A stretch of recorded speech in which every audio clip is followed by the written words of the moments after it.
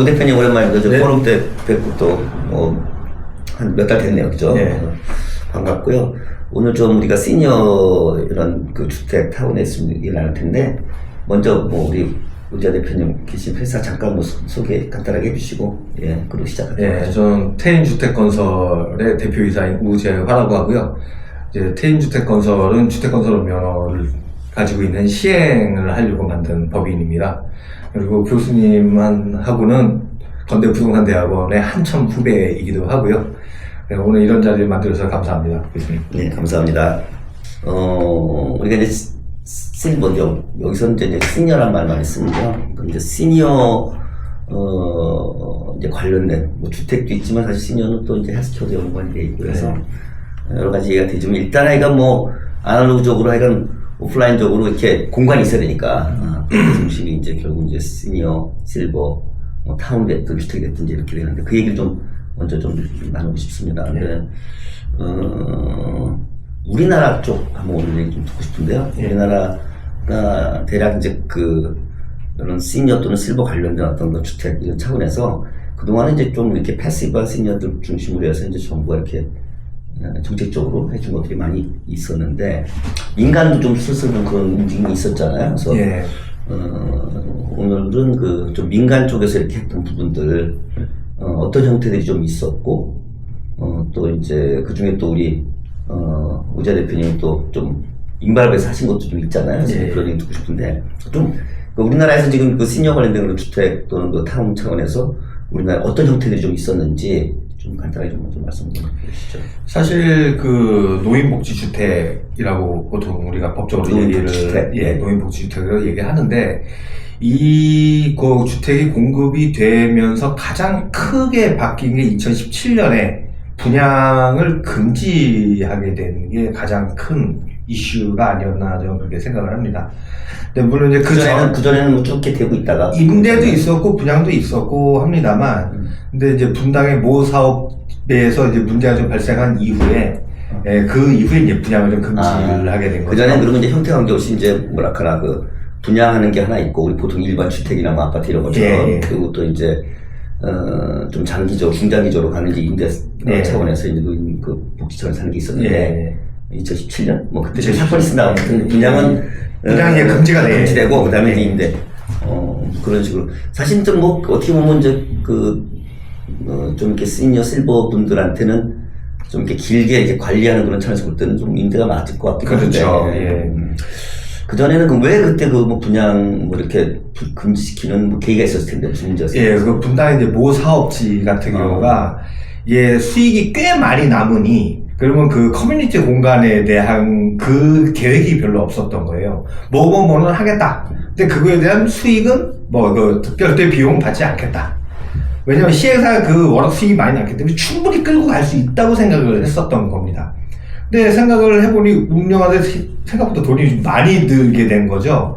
그러니까 이제 시행사가 못해. 지금 말씀하시는 건 분양만 하는 게 아니라 분양하고 그다음에 분양하고 운영까지 같이 하는 그런 건데 분양 앤드 운영 전체. 근데 뭐 이때까지 이제 보통 일반 주택이나 아파트 같은 건 분양해서 이익이 많이 나오니까 딱 털고 끝난다고 생각을 했는데 털고 끝나지 않고 운영까지 하려고 했더니 생각보다 돈이 너무 많이 들었던 거죠.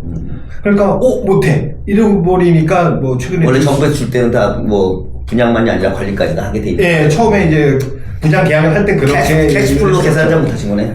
그러니까 최근에 이제 뉴스 나온 거 보면 공용 부분에 거미줄 쳐 있고 뭐지 현재 뭐 그런 상황까지 가고 그런 사건이 예전에 있었다 보니까 이제 정부에서 한 건이 아니었나 보죠. 시행사한테 이걸 맡기면 안 되겠구나. 그러면 이거 갖다 너희가 빠지지 말고 계속 임발부가 돼 있어야 돼. 그러니까 분양을 하지 말고 임대로 해.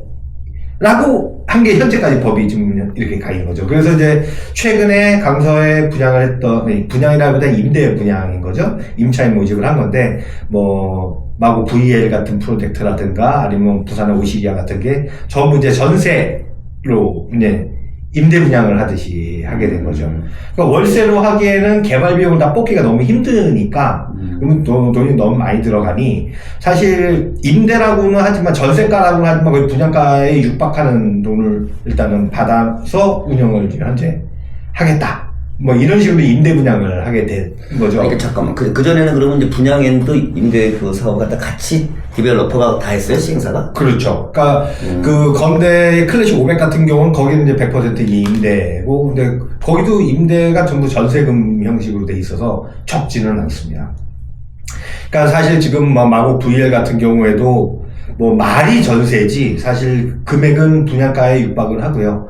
근데 그 돈으로 그 돈이 있어야 일단 개발을 하니까 콘크리트도 돈 사서 부어야 되고 하다 보면 돈이 필요하니까 결국에 이제 큰 돈이 이제 필요한 건데, 근데 그거 갖다가 분양 형식이 아니라 이제 임대로 하고, 또 그다음 이게 노인복지주택이라서 주택법을 적용받는 게 아니라 이제 그 다른 법을 적용을 받다 보니까 제일 문제가 이제 대출이 안 되는 거죠. 전부 다 자기 돈으로 해야 되다 보니, 그러니까 이게. 아니, 잠깐만. 네. 그러니까 시행사가 이제 처음에 이렇게 지려고 할 때, 뭐, 땅도 자기가 좀 사고, 그 다음에 이제 건설사도 끌어들여가지고 짓고, 네. 그리고 이제 보통 일반적으로 분양을 해서 팔는 본인들은 빠져나가고 이렇게 했는데, 네. 이거는 이제, 정부에서 줄 때, 임대까지 다 해라라고 그 틀 내에서 허가를 해준다는 뜻인가요? 아니면 그죠. 분양이 안 돼, 분양을 못 하게 됐습니다, 법에. 아니, 그 전에 이렇게 이를테면, 분양하고 임대 다 같이 했잖아요. 아, 예. 그때는, 시행사가 그 정부로부터 그걸 받을 때, 뭘 받 그냥 민간에서 그냥 알아서 민간은 알아서 한 거죠. 그러면 본인이 임대사업을 해서 할 수도 있고, 그 다음에 이제 자기가 이제 하고서 털고 나가고, 네. 그 다음에 다른 사람 임대사업자가 끌어들여서 할 수 있는데, 받아올 사람이 없었나요? 아니, 왜 그 디폴트가 먼저 문제가 됐다는 거지? 만약에 자기가 할 수 없으면 다른 사람 끌어들여갈 수도 있잖아요. 근데 어쨌든 제일 중요한 거는 그걸 갖다 운영을 하는 데 있어 이제 돈이 필요한데, 그 좀 전에 말씀드렸던 분당의 모사업 같은 경우에는 그 계획 자체에 돈 투입할 계획이 없었던 겁니다. 그러니까 시행사가 자기네가 버는 돈이 많으니 뭐 그 정도는 서비스 차원에서 해줄 수 있다라고 생각을 했던 원래 그 거겠죠. 들어온 입주자한테 계약하기를 예. 다 자기가 이제 끝나고 다 임대까지 하겠다고 그렇게 해서 계약이 된 거군요. 뭐 임대라기보다는 내가 그 커뮤니티는 내가 운영해줄게 무료로 이렇게 하고 분양을 했었던 케이스였죠. 그 커뮤니티라는 결국 이제 계속 살 때 무슨 서비스도 해주고 이런. 네, 그렇죠. 무슨 교육을 한다든가 이제 강사를 불러다가 그 안에서 이제 교육을 한다든가 뭐 이런저런 프로그램들이 많았었죠. 근데 그걸 갖다가 처음에 시행사가 생각할 때는 그렇게 큰 돈이 들지는 거라고 생각을 안 했던 것 같아요.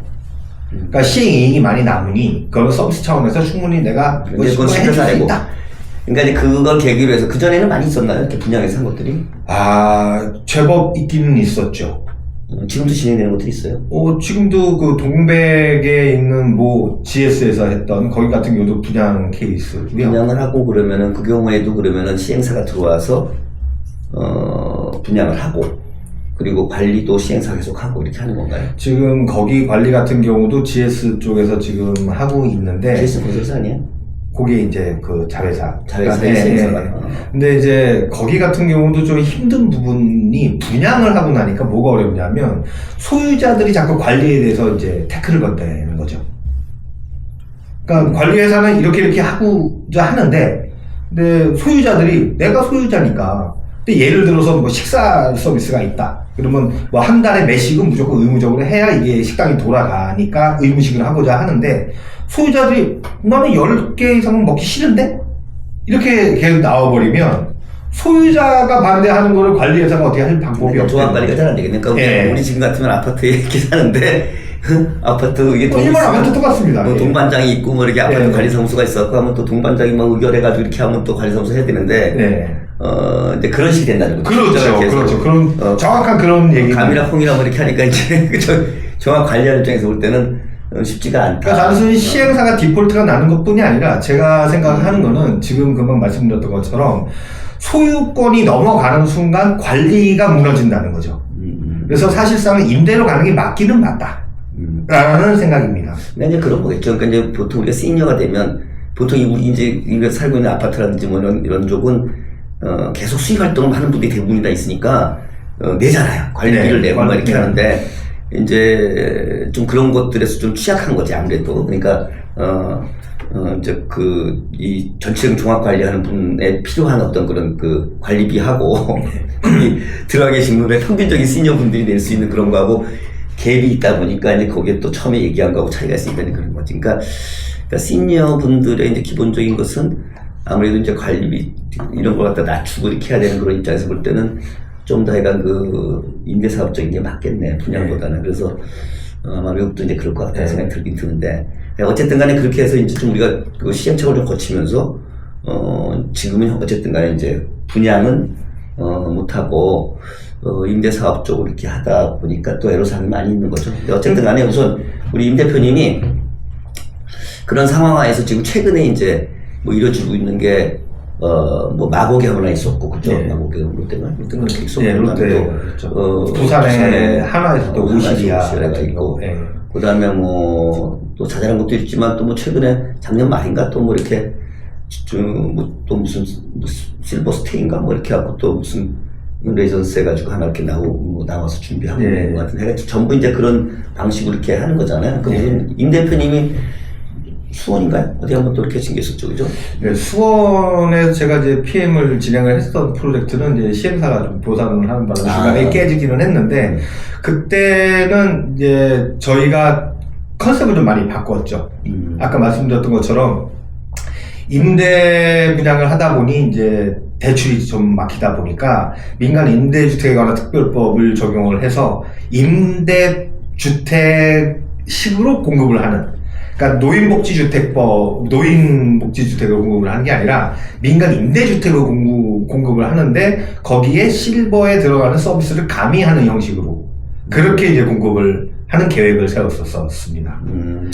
근데 거기 이제 시행사분들이 이제 충분히 자금이라는 것들이 뒷받침이 안 돼갖고 이제 어려움이 있었다는 얘기가 그렇죠. 들리는데, 그러니까 지금 우리가 좀 이따 나중에 또 얘기하겠지만 결국 이제 기존에 이제 정부가 이렇게 좀 정책적으로 하는 부분들은 좀 80과 시니어들 중심으로 해서 이렇게 보조적으로 이렇게 하시는 그런 게 있었고, 그 다음에 이제 그게 아닌 거는 그냥 시장에서 이렇게 하는 부분들이 있는데, 시장에서 하는 부분들이 아직은 수요와 공급의 매치라든지 여러 가지 여건이 좀 충분치 않은 게 많다, 이런 말씀으로 좀 이해가 되네요. 그 전에도 몇 가지 사례들은 있지만, 저기 무지하게 잘 된다라는 것은 한두 개 정도 지금 그렇게 있는 것 같고, 나머지는 그렇게 아주 성공적이지는 않다. 그리고 좀 대다수는 좀 많이 좀 실패해서 실질적으로 지금 시장에서는 이제 이런 분들이 잠재적인 수요는 굉장히 많이 있는데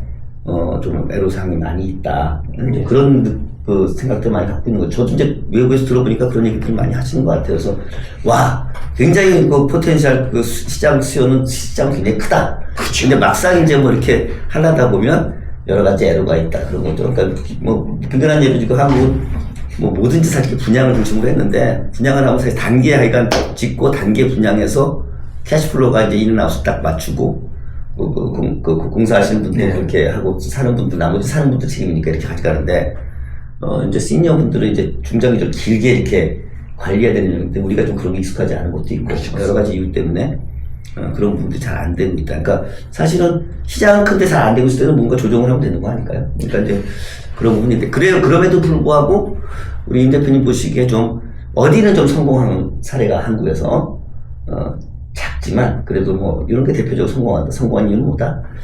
그리고 이제 아까 수원 그 얘기도 했지만 전반적으로 실패한 것들이 좀 많긴 한데, 실패한 사례들을 이름을 거명하실 필요는 없고, 되게 어떠한 것들이 좀 실패를 했는데 되게 실패한 요인은 되게 뭔 것 같다, 이렇게 하나씩 좀 짚어주시면 좋을 것 같습니다. 성공 사례부터 일단 성공 사례와 실패 사례, 실패까지는 말씀드리면 그래도 좀 덜 성공하는 사례가 한 회사에서 이루어진 게 있습니다. 시그넘 하우스. 성공한 사례. 시그넘 하우스라고 하는 게 수서에 있는 노인복지주택인데요. 네. 거기 같은 경우는 클래식 500까지는 아니어도 그래도 꽤 대기 인원이 꽤 대기 인원이 많고, 거기가 운영이 꽤 잘 됐기 때문에 2차 사업을 청라에다가 또 했습니다. 청라도 끝났어요? 거기 진행 중? 거기 어느 정도 입주됐는지 모르겠는데 한 1년 됐습니다. 지금 완공된 지가. 그럼 좋죠. 지금 근데 원불교 재단에서 하는 거라 자금이 워낙 튼튼하니까 거기는 크게 문제가 될 수가 없죠. 이 느낌이 그냥 나중에 막 끝나고 한 말씀드려요. 그러니까 잘 되고 있는 거예요, 수서. 근데 제일 잘 된 이유 중에 하나가 아무래도 수서에 있는 건 강남이라는 거고요. 그리고 가장 가까이에 뭐 연계까지는 아니어도 서울 삼성병원이 또 가까이에 또 있기 때문에 의료 서비스라든가 이걸 갖다가 뭐 직접적으로 받는 것보다도 큰 일이 있을 때 가기가 편고 또 그 안에서도 또 의료 서비스가 또 그 노인복지주택 안에서도 있기 때문에 그래서 굉장히 성공한 사례라고 봅니다. 그러니까 좀 우리들이 착각하고 있는 것 중에 하나가 노인분들이 자꾸 공기 좋은 곳으로 갈 거라고 생각을 하는 분들이 많은데 공기 좋은 곳 외부로 나갈 거라고 생각을 하시는 분 많은데 나이 먹을수록 안으로 도시 안으로 들어와야 뭐 여러 가지 서비스를 편하게 받을 수 있단 말이죠. 그러니까 도심에 공급하는 노인복지주택이 적다 보니까 그러니까 성공한 사례가 별로 좀 많지 않지 않나 그런 생각을 하게 됩니다. 그래요. 그냥 말씀하신 거 보니까 이제 성공 사례는 좀 드물긴 하지만 뭐 대암동에 어디 그 다음에 수서에 그러니까 이제 제가 지금 우리 우 대표님 말씀 듣다 보니까 그냥 순간적으로 탁탁 생각나는 게 이게 지금 어려운 게 결국 이제 그 초기에 자금을 갖다가 이렇게 마련해 갖고 뭐 땅도 비싸고 요새 또 뭐 재작년부터 그냥 물가도 올라서 인건비 뭐 자재비 다 올랐지 뭐 건축비가 엄청나게 올라서 지금 뭐 재건축도 되니 안 되니 그런 얘기하고 있는데 그런 비용의 문제 뭐 여러 가지가 있는데 얼추 지금 딱 보니까 종교에서 좀 나는 좀 저기 하시는 것도 괜찮겠다. 그러니까 우리 종교 큰 것들 구치구치한 것들 좀 많이 있잖아요. 그래서 그런 데서 이렇게 어차피 그 사회적으로 또 그런 것들 많이 하니까 천주, 기독교, 불교 다 있네. 그래서 뭐 그런 쪽에서 이제 좀 하게 되면 의외로 좀 그런 것들이 풀릴 수도 있겠다는 생각이 좀 사실 들고 종교 재단들이 저희 여기까지 얘기하면 좀 혼날 수도 있겠네요. 땅도 많아요. 그래서 이제 그런 부분들 좀 하는 거 좋을 것 같고 그리고 지금 얼핏 얘기하신 것 보면은 병원이 굉장히 중요한데 저는 항상 점진주의자거든요. 처음부터 만차서 그러니까 정말 시장스럽게 해갖고 정말 잘 만드는 데는 병원하고 연계해서 할 수 있겠죠. 100%.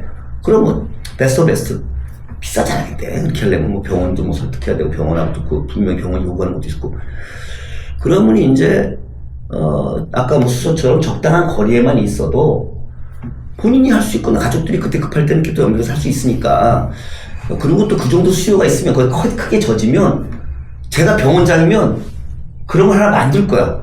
그 실버 센터를 건진센터 있듯이 안 그러겠어요? 엄청난 수요가 생기는데 그러니까 누가 먼저 하느냐에 따라서 다 다른데 저 같은 병원에 분교를 만들어서 하겠다. 솔직하게 그러니까 분원을 만들어가지고 그러니까 사실은 이제 그거는 수요 공급자 입장에서 우리가 한번 생각해보는 게 있을 것 같고요. 그래서 그러니까 불가능하지 않다. 전 느낌 좀 그런 느낌이 있어요. 정책적으로 좀 잘 틀면 그래서 그런 부분들을 좀 적극적으로 하면 좋겠는데 이렇게 뭐 현업에서 계신 분들이 이제 고민도 많이 하시면서 지금 준비를 하고 계시니까 그죠? 다양하게 지금 보니까 다양한 각도에서 지금 준비가 이루어지는 것 같아요. 그러니까 이제 부동산 쪽, 헬스케어 쪽, 그죠? 그러니까 뭐 당연히 의료 포함해서 또 음식 뭐 이런 쪽에서 뭐 대학도 지방에도 많이 있는데 경우에 따라서는 지방 대학 지금 힘들잖아요. 정부에서 이런 거를 잘 연결해서 하면 서로 윈윈할 수 있고 나는 정말 서울에 있는 병원에 가야 되겠다. 그런 사람 입지를 하더라도 지방 병원하고 자매 결혼할 수도 있잖아. 그렇죠. 자매 결혼해가지고 지방의 대학병원으로 자매 결혼할 수 있고 지방에 좀 뭐 나름대로 개인 병원인데 그런 게 갖춰져 있고 열심히 하고 그런데 자매 결혼해가지고 얼마든지 데이터 갖다가 쉐어하고 뭐 이렇게 할 수 있어. 그런 생각이 들거든요. Why not? 전부 다 벽을 치고서 대화를 안 하니까 그렇지. 그것도 하나의 생태계라고 생각해갖고 만들면 또 의사들 또 은퇴하잖아. 그러면 또 그 분원에 가서 자기가 또 이렇게 할 수도 있고 방법은 있을 것 같아요. 그러니까 지금 좋은 얘기 많이 해주셨는데 하여간 또 그런 차원에서 지금 뭐 지금 새로 나오신 김에 본인 회사도 한번 잠깐 얘기해 주시고 그 다음에 이런 쪽으로 좀 사업하면 사업자도 좋지만 앞으로 이 시장이 좀 발달될 수 있을 것 같다. 정책적인 건 2부에서 얘기할 거니까 한번 잠깐 얘기해 주시죠. 저 같은 경우는 부동산 뭐 개발 업무에 대해 그리고 그냥 분양 뭐 이런 쪽으로 업무를 하고 있고요. 그러다 보니까 이제 그 작년 같은 경우에 시니어 쪽 주택에 대한 이제 PM을 진행을 하면서 PM. 좀 많이 좀 공부를 좀 하게 되었고요. 그리고 실제 다른 프로젝트들이 실패하는 과정을 옆에서 같이 보면서 아 이걸 어떻게 개선하면 좋을지 그런 거에 대한 연구를 좀 많이 하다 보니까 좀 이런 자리까지 이제 오게 된 것 같습니다.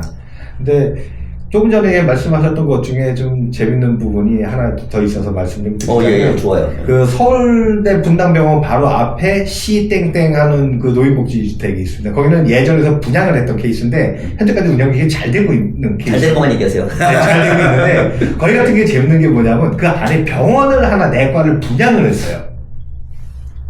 질 때. 네, 지을 때. 그러니까 병원 하나를 분양을 했다는 얘기는 거기에 이제 내과 하나가 이제 들어와 있는데 그 노인복지주택 안에 의료시설이 하나가 직접 그분들을 케어하는 의료시설이 있다는 거죠. 근데 그건 이제 관리회사의 그 소속이 아니라 실제로 그냥 의사 한 분이 분양을 받아서 거꾸로 이제 매출, 고정 매출을 이제 몰아준다는 게 거겠죠? 그거는 이제 100% 그 관리해서 관리할 수 있다는 전제하에서. 네, 그렇죠. 그러니까 지금 말씀하신 것처럼 어떤 은퇴를 앞둔 의사 선생님이 방법이에요. 네, 본인이 거기 이제 상가를 하나 분양받아서 병원으로 들어가면서 거기 있는 분들의 기초적인 의료 서비스를 충분히 해줄 수 있지 않습니까? 또 간호사를 24시간 상주시키면서 기본적인 의료 서비스가 이루어지고 있고요. 그런 케이스가 참 좀 재밌는 프로젝트라는 생각이 듭니다. 아니, 또 바로 앞에가 또 서울대병원이니까 뭔 일이 생기면 또 바로 또 갈 수도 있고. 아니, 뭐 그런 것도 되고, 네. 이를테면 그런 것도 있지만, 그거를 대학병원이나 또는 큰 병원에서 분양을 받아가지고, 자기가 보내도 돼. 그러니까 은퇴한 분들, 그렇죠. 열심히 예, 하는 예. 분 계속 예, 하고, 예. 그럼 이렇게 로테이션도 되고, 그러면 자연스럽게 또 연결도 잘 되잖아. 그죠? 예. 그러니까, 그것도 하나 아이디어네요. 예. 좋습니다. 그래서 그러니까, 좀 그런 부분들이 우리가 이제 뭐, 이렇게, 동영상 찍고 이렇게 하지만, 지금 이런 실버 시니어 이쪽 그 인더스트리랄까 아니면 이제 그런 분들을 위한 여러 가지 장을 지금 우리가 만들고 아이디어 모으고 하는 그런 과정이거든요. 그래서 또 조만간 또 이런 것들에 대한 수요 니즈가 많이 생길 것 같고 아이디어에 대한 니즈도 많이 생길 것 같아요. 왜냐하면 워낙 좀 중요한 시장이기도 하고 지금 불리한 시장이기도 하고 그래서 정책 당국도 아마 이런저런 고민을 하고 있지 않을까 이런 생각을 합니다. 그러니까 최근에 이제 정부에서 발표를 한 내용 중에 하나가 사실 우리나라와 일본이 굉장히 가깝고 여러 가지 비슷하기는 하지만 부동산 개발 쪽에 대해서는 굉장히 다른 게 우리는 시행사가 지어서 분양을 하고 빠져나가는 형태인데 반해서 일본 거의 대부분 부동산 회사가 소유를 하고 임대를 주고 끝까지 관리를 하지 않습니까? 지금 실버 얘기가 시니어 얘기하시는 거예요? 모든 부동산은 거의 다 마찬가지입니다. 물론 분양하는 케이스도 일본도 있긴 있지만은 사실상 거의 시행사가 그 보유하고 미쓰리 부동산이라는 그건 지금 일본인들의 대다수가 지금 그 임대로 살아간다는 거예요? 뭐 분양받은 사람도 있지만 임대로 사는 사람도 워낙 많이 있죠. 보통 일본에 놀러 가면 테넌트 모집이라고 써있는 간판을 굉장히 흔하게 보는데요. 그런 건물이 전부 다 시행사가 보유하고 있는. 그래서 사실 왜 그럴까요? 너무 오랫동안 부동산이 하락해서 그런가? 아니, 거기 같은 경우는 이제 부동산 시장 자체 분위기 자체가 우리하고 완전 반대. 그러니까 그런 거지 뭐. 그러다 보니까 우리나라에서 이제 지금 특히 이제 실버 쪽에서 노인복지주택을 분양을 못하게 하다 보니까 그걸 공급할 수 있는 여러 개 되는 시행사가 거의 없는 거죠. 그러다 보니까 이제 작년도에 이제 정부에서 발표를 한 것 중에 하나가 몇 % 이상은 또 분양을 할 수 있게 뭐 풀어주겠다. 근데 그게 막 20%, 30% 이렇게 되는데 저는 거기에 대해서 또 한 가지 발생할 잠깐만, 지금 네. 풀어주겠다는 게 정책적으로 무슨 금지는 법이 아니라 행정적으로 금지시킨 거죠. 법에서 금지를 시켰고요. 분양을 금지시켰는데 그걸 바꾸겠다라는 취지인 거죠. 법 바뀐 게 아니잖아요. 아직 바뀌지 않았죠. 그러니까, 네. 진짜 그런 정도로 우리가 1부는 우선 좀 마감을 하고요. 자, 2부로 들어가서 다시 또 말씀 나눠보도록 하겠습니다.